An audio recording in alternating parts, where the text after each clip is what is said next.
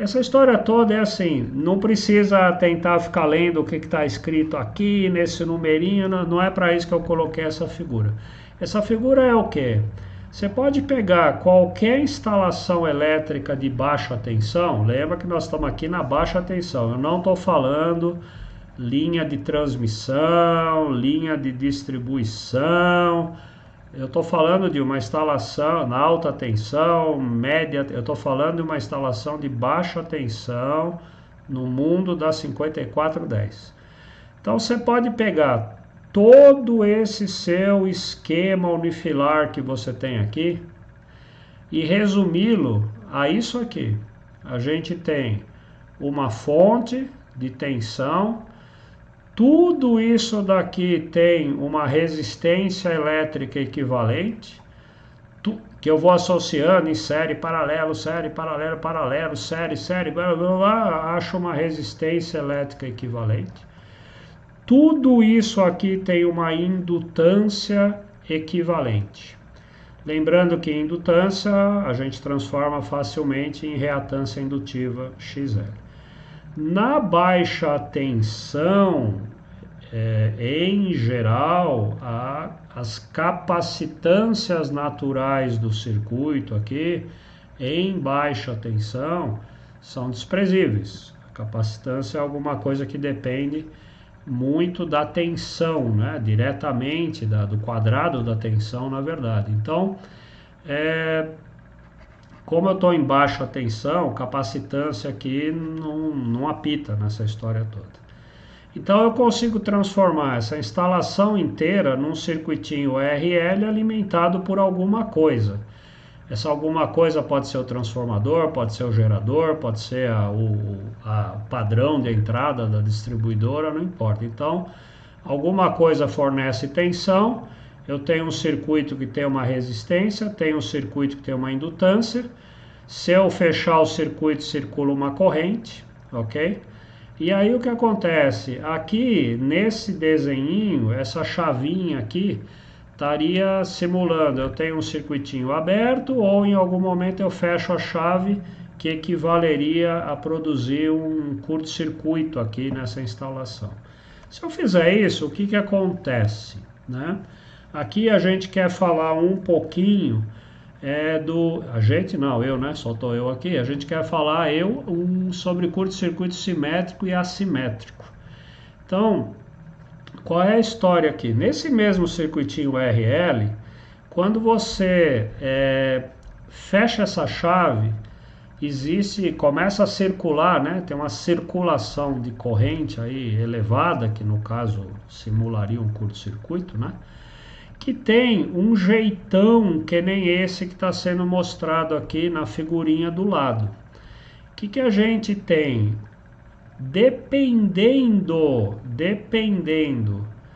do instante em que essa chave é fechada em relação à forma de onda da tensão, trazendo isso para o nosso assunto, dependendo em que momento existe um curto-circuito num determinado ponto da instalação.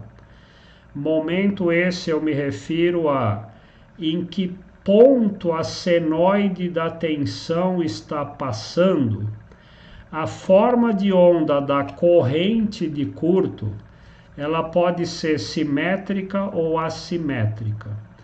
Simétrica ou assimétrica em relação ao quê? Ao eixo do tempo, obviamente. Então, tá vendo esse pedacinho aqui, ó? Daqui para cá, a senoide da parte de cima é igual à senoide da parte de baixo, o sinal é simétrico.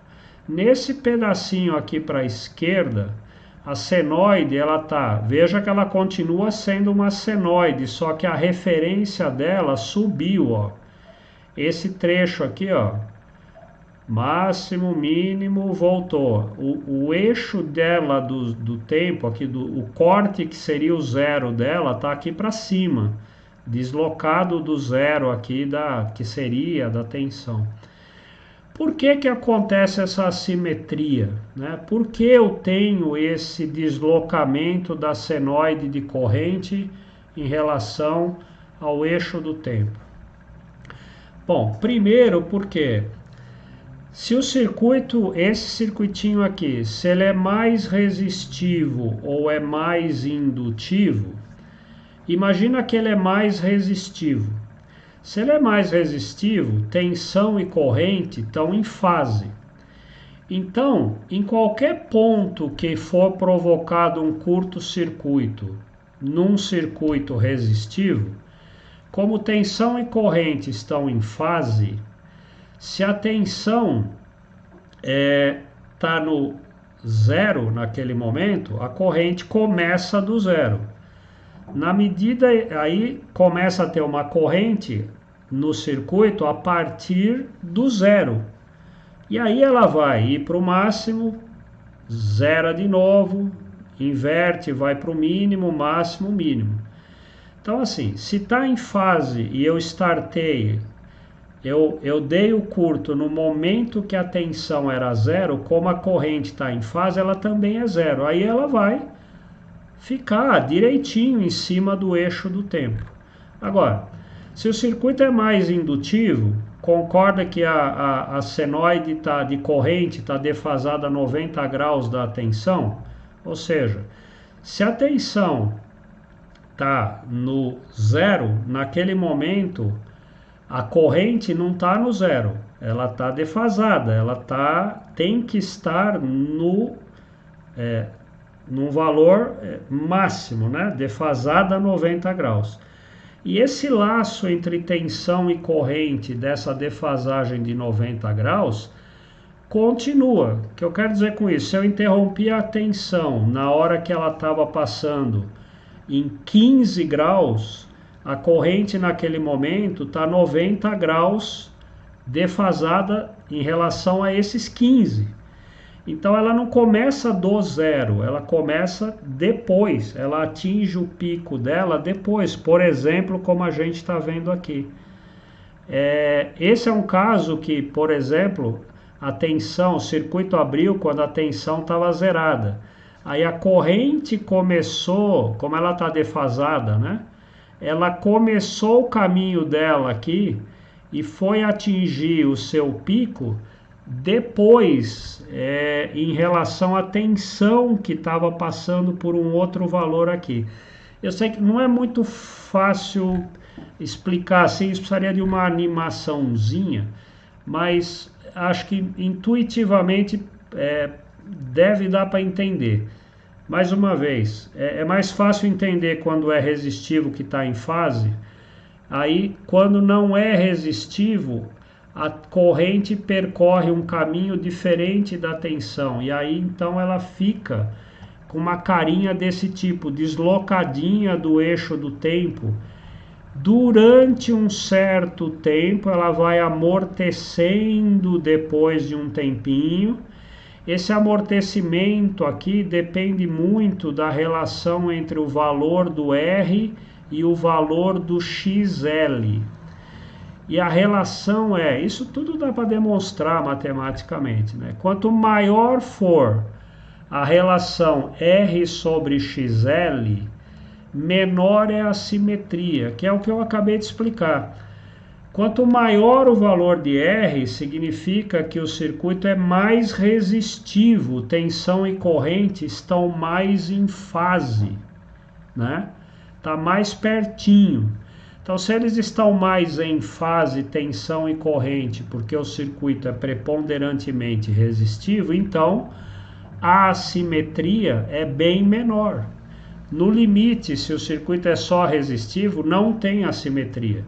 Quanto mais eu vou me afastando dele ser resistivo, mais vai tendo essa assimetria. Espero que tenha ficado claro. Bom, e daí? Eu estou contando essa história para quê? Por exemplo, lembra que eu acabei de ler agora há pouco ali uma prescrição da 5410 em relação àquela história da integral de Joule, né? Onde ela dizia que para curtos de qualquer duração em que a assimetria da corrente não seja significativa.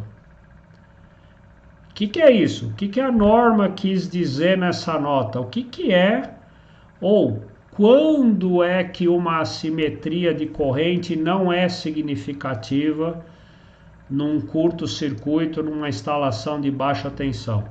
A resposta está aqui em cima. Eu não tenho uma assimetria significativa, não há simetria significativa, quando o circuito ele é mais resistivo do que indutivo. E eu já vou te mostrar no próximo slide quando isso acontece. Então, o que ela está dizendo aqui? Em circuitos que são mais resistivos do que indutivos, em que não tem uma grande assimetria de corrente, e para curtos-circuitos assimétricos, aí sim, são curtos-circuitos assimétricos, eles pendem mais para o indutivo do que para o resistivo, só que de duração entre 100 milissegundos até 5 segundos, eu esqueço aquela integral de Joule da fórmula, faço a integral de Joule, lembra lá, volta para a faculdade lá, faz aquela integral, né, resolve a integral, vai dar I2 vezes T menor ou igual a K2S2, onde I é a corrente de curto-circuito presumida simétrica. Bom, essa explicação aqui foi de novo para te mostrar que tem um lugarzinho aqui, ó, às vezes a gente passa batido, lê esse negócio aqui na norma, a gente não sabe nem o que a gente está lendo aqui, ou não parou para prestar atenção, ou não deu importância. Bom, onde acontece isso? Vamos dar uma olhadinha agora nesse outro slide. Aqui a gente tem uma tabela, aqui, seção nominal dos cabos, resistência ôhmica e reatância indutiva. Isso daqui é cálculo considerando cabos dispostos em trifólio. Se eu colocar cabos em trifólio, dá para calcular essa reatância indutiva para cabos em plano, qualquer arranjo. Lembrando que o cálculo da reatância indutiva leva em conta a indutância própria do cabo e a mútua. A própria é a própria, depende da geometria do cabo, diâmetro do condutor, espessura de isolação, assim por diante. A mútua depende de como eu instalo. Aqui, por exemplo, esse cálculo foi para trifólio. Se eu colocar os cabos em plano, muda o valor da mútua.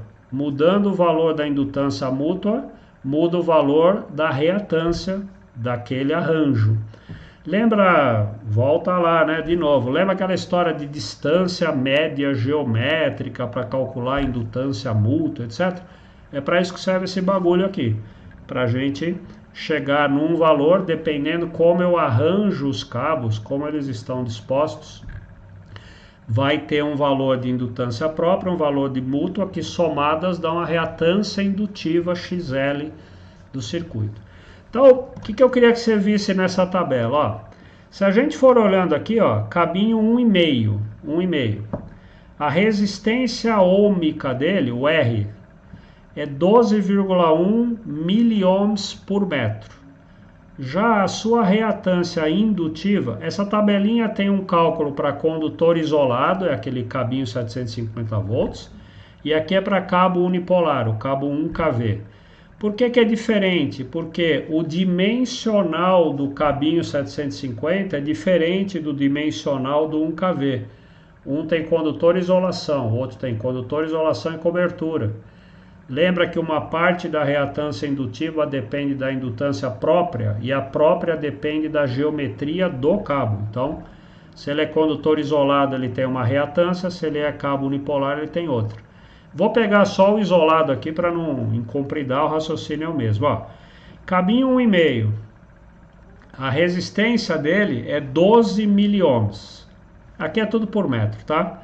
1,5, resistência 12. Reatância indutiva 0,12, 100 vezes menor. Concorda que a relação R sobre XL é enorme? Então, se a relação R sobre XL num cabinho 1,5 é enorme, então, se eu der um curto-circuito num cabinho 1,5, a forma de onda que vai circular naquele circuitinho é simétrica. Vamos andando aqui. Vou pegar o 16. Resistência 1,15. Reatância indutiva 0,1. Aqui já não é tão grande, mas ainda é grande. Dá 10, né? 10 vezes isso. 11 vezes. Até os 50 milímetros mais ou menos aqui, ó. Eu tenho resistência 0,39, reatância indutiva 0,09. Aqui dá umas 4 vezes mais ou menos. Dos 50 para frente, essa relação entre R e XL já vai estreitando um pouquinho, até que quando chega, por exemplo, no 185, empatou. A ordem de grandeza da resistência é a mesma da reatância indutiva. Subiu um pouquinho, chega a ponto da reatância indutiva ser maior do que a resistência. Então, que lição eu tiro daqui? Eu tiro que, por exemplo, circuitinhos que usam cabos até 50 milímetros, 70, um curto-circuito ali é simétrico, garantido. Passou dos 50, dos 70, ele já vai ficando mais assimétrico na medida que a gente vai aumentando a seção do cabo. Isso tem a ver com o que eu falei anteriormente aqui, ó, né? Por exemplo, ali na determinação do disjuntor, voltando a ler essa notinha com essa nova informação agora. Aqui ele diz assim: para curtos de qualquer duração em que a assimetria não seja significativa, então, por exemplo, se eu estou dimensionando circuitos com seção do cabo de até 50, 70 milímetros quadrados, a assimetria não é significativa. Então, eu posso usar essa fórmula aqui, esquece aquele negócio de integral de Joule lá. Eu simplesmente vou na curva tempo corrente do disjuntor, pego para aquela corrente de curto calculada, qual é o tempo, elevo a corrente ao quadrado, multiplico pelo tempo e comparo aqui. Se for subindo nas seções de cabo que vão aumentando, o que a norma diz é que aí o curto assimétrico depende da duração do curto assimétrico. Isso depende do dispositivo que você vai colocar. Então, dependendo se você vai usar um disjuntor, por exemplo, curva B, curva C ou curva D, dá para dimensionar o disjuntor pela curva tempo corrente dele, ou, dependendo do disjuntor, você só vai conseguir coordenar o disjuntor com o cabo não usando a fórmula, mas usando a curva integral de Joule do disjuntor, ok? É para isso que serve. Eu vou fazer uma live só sobre isso, a escolha do disjuntor, etc., fusível, e aí eu detalho mais esse assunto que eu estou falando aqui agora. Bom, o que eu queria que a gente entendesse até aqui? Que a corrente de curto presumida é mega importante, ela determina um monte de coisa na instalação, ela é tão importante quanto a corrente de projeto, ela pode ser simétrica ou assimétrica, ela ser simétrica ou assimétrica tem a ver com, principalmente, basicamente, como eu escolho, em que curva dos disjuntores, dos fusíveis, eu vou entrar para fazer o dimensionamento, né, da proteção contra curto. É nesse ponto que nós estamos aqui. Mas então agora, eu já falei, vamos fechando. Vamos calcular essa corrente de curto-circuito presumida. Então, o que acontece? Eu vou até puxar aqui. Se você, acho que todo mundo conhece o livro do Cotrim, né, do professor Cotrim, a nossa Bíblia. Eu tive, infelizmente, a honra de fazer a revisão da 5ª edição do livro dele, né? Nosso amigo professor Cotrim nos deixou aí no ano 2000 e a 5410 foi publicada em 2004. Aí a editora me convidou e convidou também o professor Aquiles da USP, nós dois demos uma atualizada no livro do professor Cotrim, para incluir nele as atualizações que foram feitas na 5410 em 2004. Então, a 5ª edição do livro que está em vigor, O livro é obra, isso nunca vai deixar de ser, do nosso querido, saudosíssimo Cotrim, mas a atualização técnica, a revisão técnica dele, infelizmente eu ajudei a fazer em 2004. Então, por que eu estou contando isso? Se você tiver a oportunidade de ter o livro do Cotrim, ele tem no capítulo 10 do livro dele um detalhamento enorme, mas isso na verdade começa lá no capítulo 2 e depois ele fala mais alguma coisa no capítulo 6. E no 10 é que ele parte efetivamente para fazer os cálculos. Tudo isso dá para fazer esse cálculo de corrente de curto presumida usando reatâncias, indutâncias, não sei o que, calculando o deslocamento, o fator de potência da corrente de curto. Na verdade, tudo isso começa lá atrás, para mim uma lembrança, eu não gostava disso na faculdade, né?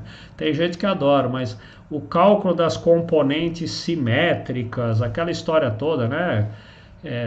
Sequência positiva, negativa, nula, calcular as impedâncias de sequência, enfim. Esse assunto aqui dá para a gente fazer desde usando o cálculo de componentes simétricas com 1000 detalhes.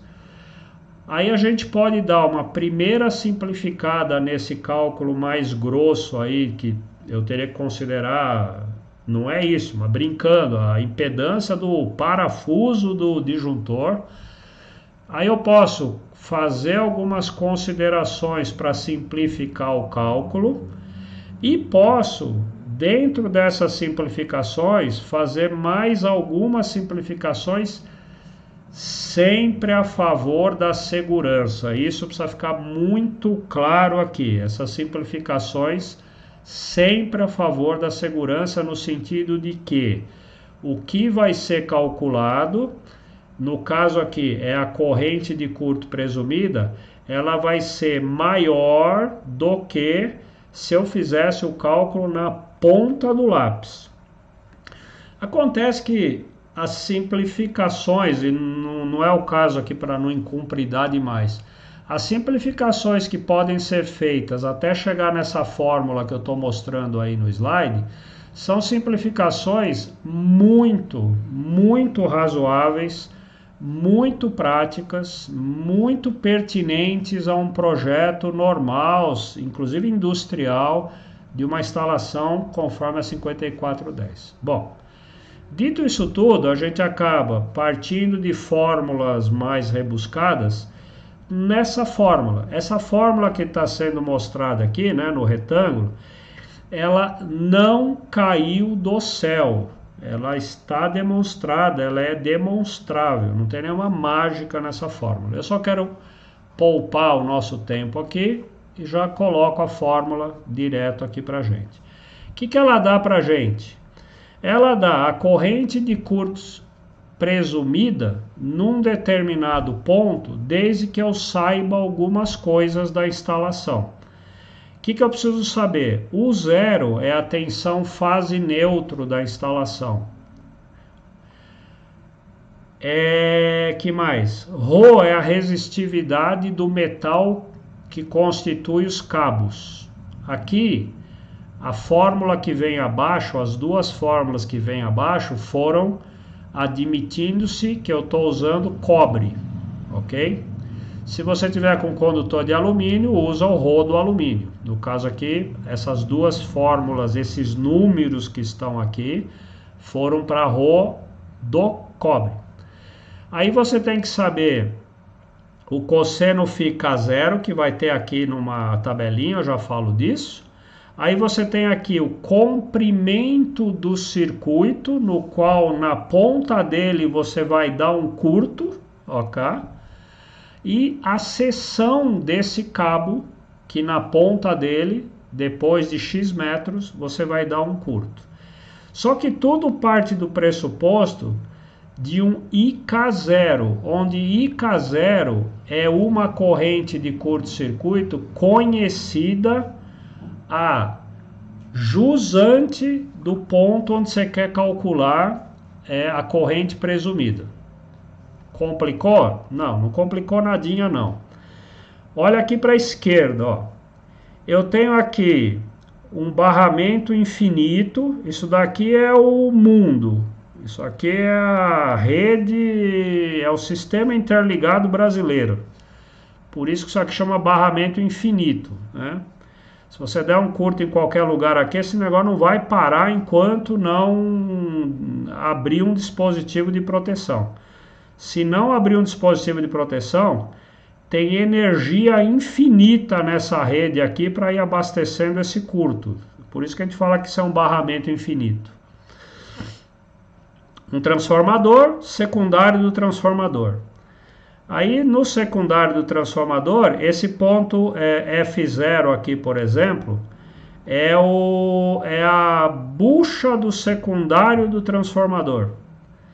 Onde se eu souber qual é a corrente de curto IK0 na bucha do secundário do transformador, e aqui embaixo, tá vendo esse F aqui? Aqui seria o QGBT. Então, esse F0 é a bucha do transformador. O F é o barramento do QGBT. Entre a bucha do transformador e o QGBT, a gente colocou cabo. Esse cabo tem uma seção S, ele é de um comprimento L, e esse cabo tem uma resistência R e uma reatância indutiva X. Então, se eu sei a corrente de curto na bucha do transformador, dada uma seção de cabo e um comprimento de cabo, volta para a fórmula. Eu calculo o IK, que é a corrente no QGBT. Então, olha a fórmula de novo. O zero é a tensão fase neutro, beleza. L é o comprimento do cabo, que vai da bucha até o QGBT. S é a seção do cabo, que eu vou dar um curto na ponta dele. E IK0 é a corrente de curto na bucha do transformador. Então, e cosseno φ0... cosseno de φk0 eu tiro dessa tabelinha aqui, ó.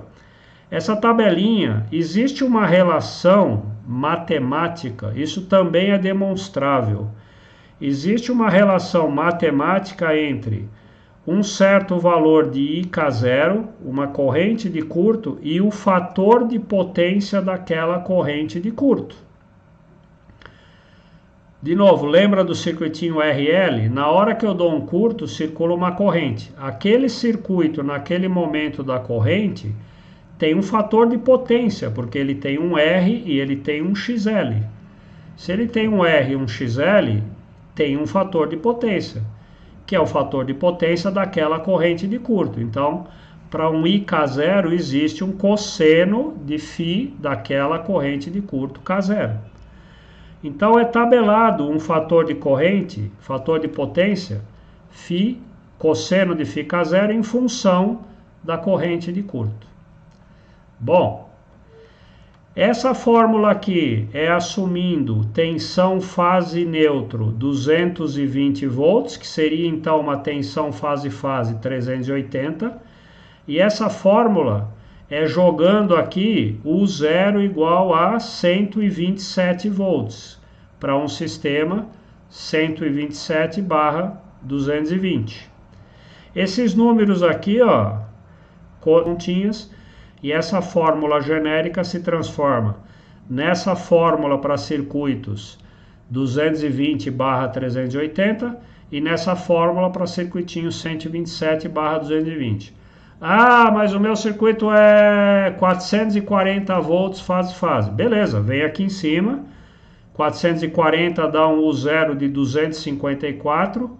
Bota 254 aqui embaixo e substitui os valores aqui. Você vai ter uma formulinha igual a essa aqui para uma instalação 440 volts. Quero fazer dois lembretes sobre essa fórmula.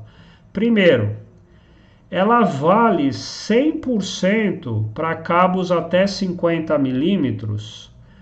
Por quê? Lembra que eu mostrei nas figurinhas anteriores? Até 50 milímetros quadrados de seção, a resistência elétrica do cabo é muito maior do que a reatância indutiva. Na hora que eu passo dos 50, a reatância indutiva começa a concorrer com a resistência. Aí o cosseno φ ali da instalação, cosseno φ do curto, começa a mudar. E eu começaria a ter que considerar nessa fórmula a reatância indutiva, que não está aqui. Só que o que acontece? Se eu entrar com a reatância indutiva do cabo aqui, quando ela é maior que 50, a corrente de curto vai dar menor, porque a reatância indutiva vai entrar aqui no denominador. Então, se eu desprezo a reatância indutiva dos cabos maiores que 50, mesmo ela sendo importante, se eu desprezo, a corrente de curto presumida calculada é maior, então eu vou estar a favor da segurança. Ah, mas eu não quero calcular, eu quero considerar a reatância indutiva porque o meu circuito é 240 milímetros quadrados. Legal, não é essa fórmula. Vai lá no capítulo 10 do livro do Cotrim, tem a fórmula genérica, onde você entra com o valor da resistência e o valor da reatância indutiva. Tá bom? Você não está desamparado, você só precisa ter acesso à fórmula completa. Beleza? E outra coisa, essa fórmula aqui, ela pressupõe um curto-circuito trifásico, que é o pior curto-circuito que eu posso ter, claro, quando o circuito é trifásico. Agora, se eu estou querendo calcular um curto-circuito e o circuito não é trifásico, ele tem dois condutores, fase-fase, fase neutro, dá para usar essa fórmula, só que aí eu dobro o valor do L. Então aqui, se a distância era 20 metros de um circuito trifásico, se ele é fase neutro, por exemplo, eu considero 40 metros aqui na fórmula, eu dobro o comprimento. Isso não é mágica, não é bruxaria, não é chute, é a fórmula. Se você for lá na fórmula, você vai ver na dedução que isso acontece. Chega dos entretantos, vamos aos finalmente, como dizia o pessoal lá daquela novela antiquíssima. Vamos fazer um cálculo aqui. Eu peguei essa figura de um livro que eu escrevi para Cobrecon sobre cabos elétricos, né? Eu fiz esse exemplo lá nesse livro. Muitos de vocês devem ter baixado já, inclusive, esse livro aqui pela Potência Educação. Qual é o calculinho? Eu vou considerar um transformador de 150 kVA, ele entrega no secundário 127/220 volts, ok? Então eu tenho aqui um trafo de 150 kVA, 20 metros depois vai ter um QGBT e eu tinha calculado, lembra que para calcular um cabo, um circuito na 5410, você tem que calcular por seção mínima, corrente, queda, sobrecarga, o quinto critério é curto. Então, quando eu chego aqui nesse cálculo, eu já tinha calculado a seção pelos critérios anteriores, ok? Então eu já sei a seção aqui. Então eu estou com um trafo de 150 kVA, ligado aqui ao QGBT, um cabo de 20 metros, seção 240, ok? Aí do QGBT eu vou sair para um quadro de distribuição 1, com um cabo 150 milímetros quadrados de 30 metros de comprimento. Eu quero calcular qual é a corrente de curto presumida no QGBT e qual é a corrente de curto presumida no QD1. Então vamos lá. Primeiro, lembra lá da formuleta? Eu preciso partir de um IK0. Eu preciso partir de um IK0. Qual é o IK0 nesse exemplo? Lembra lá que é a fonte. Quem é a fonte aqui? Pela norma. É o trafo de 150. Como é que eu calculo a corrente de curto trifásica na bucha de um transformador? O método rápido, o Express aqui, Eu pego a potência nominal do transformador, divido por raiz de 3, vezes a tensão fase dele. Raiz de 3 vezes a tensão, vezes a impedância percentual, a impedância de curto-circuito do transformador. Vamos calcular. Qual é a potência dele? É 150K, né? 150 mil. Divido por raiz de 3, 220 que é a tensão dele. Eu vou assumir aqui que a impedância de curto-circuito desse transformador, lembrando, impedância de curto-circuito transformador eu pego no catálogo, é dado de catálogo do transformador. Eu assumi que é 4%, então nós vamos especificar um trafo de 4%. Se eu faço essa conta, dá 9,9 kA. Então eu já sei, o meu IK0 na fórmula é 9,9 kA. Se eu estou com 9,9 kA, eu preciso determinar o cosseno φ K0 para 9,9 kA. Eu vou naquela tabelinha, 9,9 kA está aqui, ó, entre 6,1 a 10. Então o cosseno de φ é meio, ok?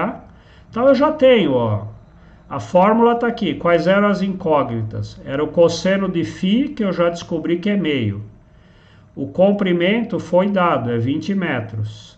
O IK0 foi determinado, é 9,9 kA. E a seção é 240. Faço essa conta, dá 9,1 kA. Então, o IK1, que é a corrente de curto presumida no barramento do QGBT, é 9,1 kA. Então, agora, a partir daqui ficou moleza. Eu quero saber qual é no quadro seguinte. A corrente de partida, o novo IK0 para o meu dimensionamento, agora é o 9,1 kA, porque a origem do circuito que alimenta o QD1 é o QGBT, que tem aqui 9,1. Então entro para 9,1 kA, entrando na tabelinha aqui de novo, 9,1 vai me dar um cosseno de meio de novo. Então volto na fórmula. Cosseno é meio. Qual é o comprimento do cabo agora entre o QGBT e o QD1? É 30 metros. Qual é a seção? É 150. Qual é o IK0? O IK0 é 9,1, que era o do QGBT. Quanto dá essa conta? 8,1 kA. Então olha que mágico. A corrente de curto presumida no secundário do trafo é 9,9. Andei 20 metros com um cabo 240, ela caiu para 9,1 nesse ponto, claro, foi atenuada pela impedância desse cabo. Andei mais 30 metros com um cabo 150, a impedância nesse ponto é 8,1 kA, ok? E daí? E daí que qualquer disjuntor, DR, DPS, contator, seja lá o que eu for colocar dentro do QGBT, tem que ter uma capacidade de interrupção mínima, o disjuntor, o DR, o DPS, de 9,1 kA. Qualquer coisa que eu for colocar dentro do QD1, disjuntor, fusível, contator, DR, DPS, dentro do QD1, precisa ter uma capacidade de interrupção mínima de 8,1 kA.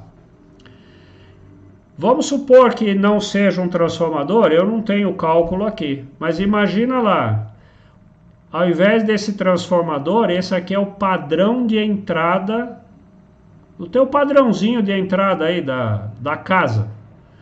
E você viu lá no livro da concessionária que o disjuntor que ela pede dentro do padrão, da caixa do padrão, é 3 kA.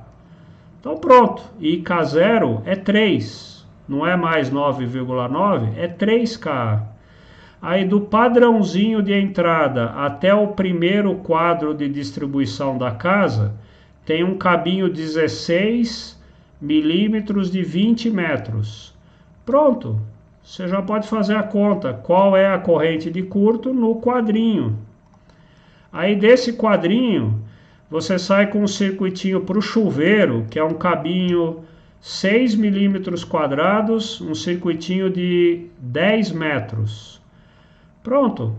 Você já tinha qual era o IK no quadrinho de distribuição. andou 10 metros com cabinho 6 milímetros quadrados, você pode calcular qual é a corrente de curto presumida lá no ponto de ligação do chuveiro com o fio da instalação. Para que serve saber isso? Basicamente para nada, mas você pode saber. A regra aqui é: se você souber uma corrente de curto, você pode calcular todas as outras.